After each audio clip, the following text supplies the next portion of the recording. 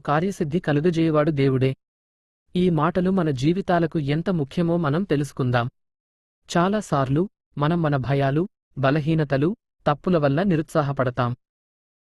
మనం దేవుడు కోరుకున్నట్లుగా ఉండలేము అని భావిస్తాం. కాని దేవుని వాక్యం మనకు ఒక సత్యాన్ని తెలియజేస్తోంది.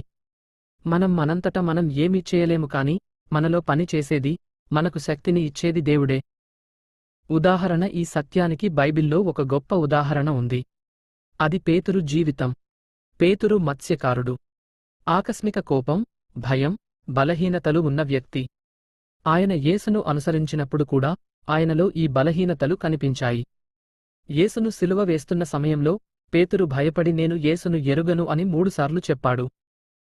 ఆ సమయంలో పేతురు తన భయానికి, బలహీనతకు లొంగిపోయాడు. ఆ రాత్రి ఆయన ఎంతగానో బాధపడి, తనలో తాను నిరుత్సాహపడి ఉంటాడు. ఆయన యేసును వదిలేసి తిరిగి తన పాత జీవితానికి, చేపలు పట్టడానికి వెళ్ళిపోయాడు.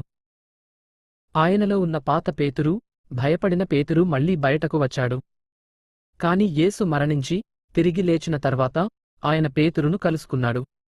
యేసు పేతురును మళ్లీ ఆయన ప్రేమలో, పిలుపులో బలపరిచాడు. యేసు అప్పుడు పేతురును, నీవు నన్ను ప్రేమిస్తున్నావా? అని 3 సార్లు అడిగాడు. పేతురు, ప్రభువా, నీవు నన్ను ఎరుగుదువు, నేను నిన్ను ప్రేమిస్తున్నాను అని అన్నాడు. ఆ తర్వాత పేతురులో ఒక గొప్ప మార్పు మొదలైంది. పవిత్రాత్మ శక్తితో నిండిన తర్వాత పేతురు జీవితంలో పెనుమార్పు వచ్చింది. గతంలో యేసును ఎరగనని చెప్పిన పేతురు ఇప్పుడు యేసు నామాన్ని ధైర్యంగా ప్రకటించాడు. ఆయన బోధన విన్న వేల మంది ప్రజలు క్రీస్తును అంగీకరించారు. పాత బలహీనతలు, భయాలు పోయి దేవుని శక్తితో నిండిన ధైర్యవంతుడుగా పేతురు మారాడు. ఈ మార్పు పేతురు సొంత శక్తితో వచ్చింది కాదు. అది దేవుడు ఆయనలో కార్యసిద్ధి కలుగజేయడం వల్లనే వచ్చింది.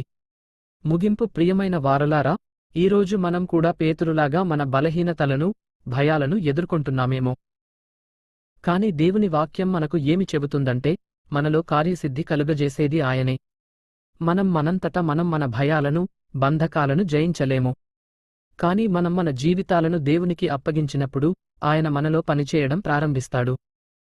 అప్పుడు మనం మన పాత జీవితాన్ని వదిలేసి దేవుడు మనలను సృష్టించినట్లుగా శక్తివంతంగా, ధైర్యంగా, ఆయన ఉద్దేశాల ప్రకారం జీవించగలుగుతాం. మనం అపవాదిని ఎదుర్కోవాలంటే సత్యాన్ని తెలుసుకోవాలి. సత్యం అంటే యేసే మార్గం, సత్యం, జీవం. మనం ఆయనను అంటిపెట్టుకుని ఉన్నప్పుడు అపవాది మనలను ఏమీ చేయలేడు. మన జీవితాలను దేవుని చేతిలో పెట్టినప్పుడు ఆయనే మనకు విజయాన్ని ఇస్తాడు. కనుక మన బలం మీద కాకుండా